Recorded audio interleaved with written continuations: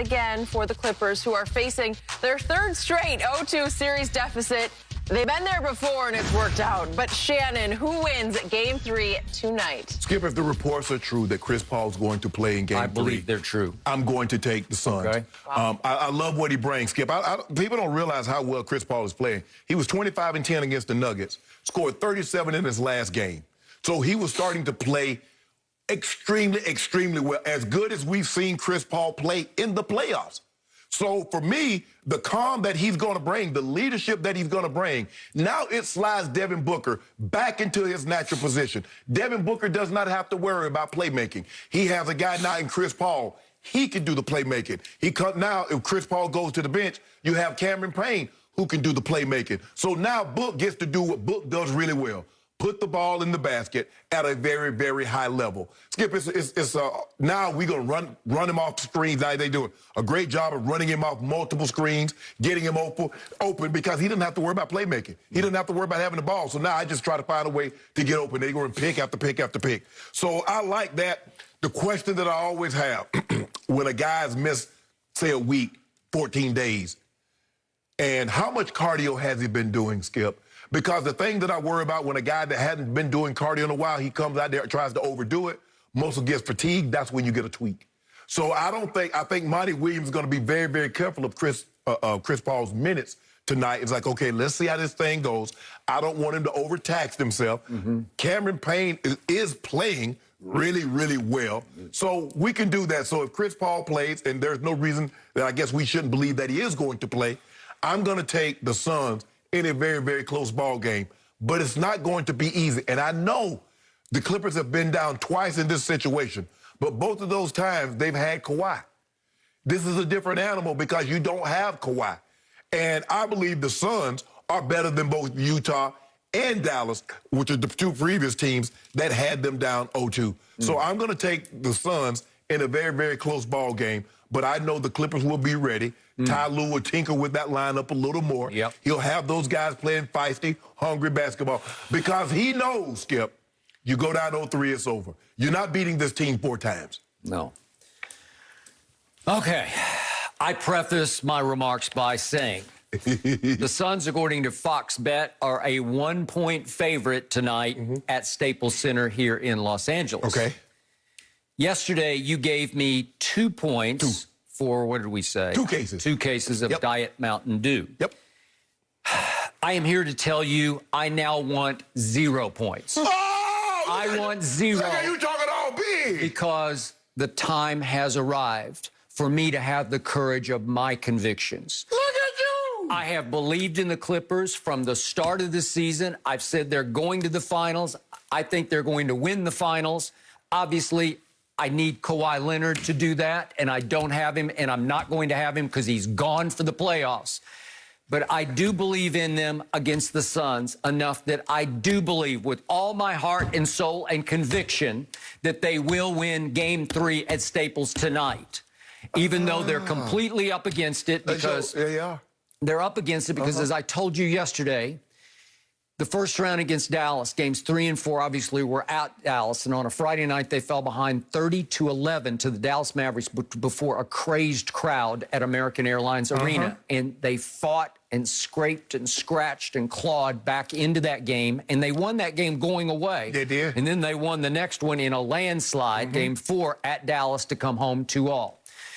The point was they had Kawhi for both those games, as you said. Utah, they're down 0-2, but at least they got to come back to Staples for those 2 games, games 3 and 4, and obviously they had Kawhi Leonard for both those games. If I take 3 and 4 Dallas, 3 and 4 Utah, and I add them all up, Kawhi Leonard averaged 33 points and 9 rebounds in those 4 games. And I don't have, I don't have an ounce of that. Exactly. Not an ounce of that.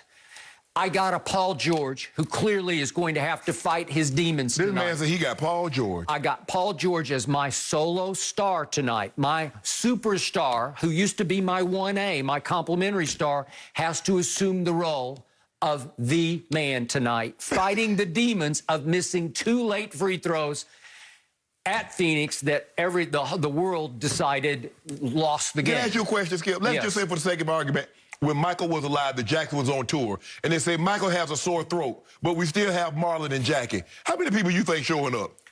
Paul George is much better than Marlon and Jackie. No, he ain't. Ever thought about being? No, he back up. He back up. He back up. They were just backup singers. You know it, and I know it. Jermaine had some good hits, though. He was better, but you didn't say Jermaine. You went to the bottom, right? Okay, so Paul George is better than that because Paul George is a 7-time All-Star, I'm going to remind you, and a 4-time All-Defense. Yes. And he's led this league in steals before, and he shot a ton of free throws in his time. Since he entered the league, he shot the 6th most free throws in the league in the playoffs, okay? So I'll take it. It's not like he hasn't done this before, and he was the man in Indiana. That's why I picked him to crumble, because you're exactly right. He's done that before, which is Buck. I believe he's grown up and toughened up right before your very eyes. I've told you that all year long. I think he turned it around after the bubble trouble that he went through. He melted down in the bubble. He got ridiculed for it.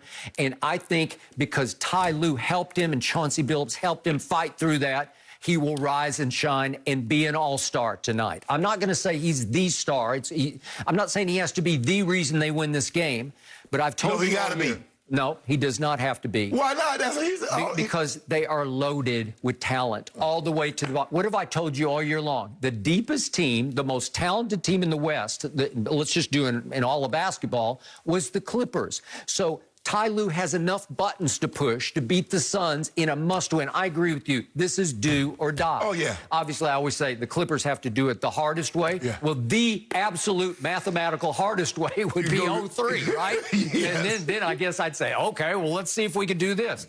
Well, without Kawhi, you can't do that. No. And the other thing I keep telling you is they have gone all year, weirdly, as Marcus Morris Sr. goes. Well, he's got some kind of knee issue that was troubling him going into Game 2 at Phoenix.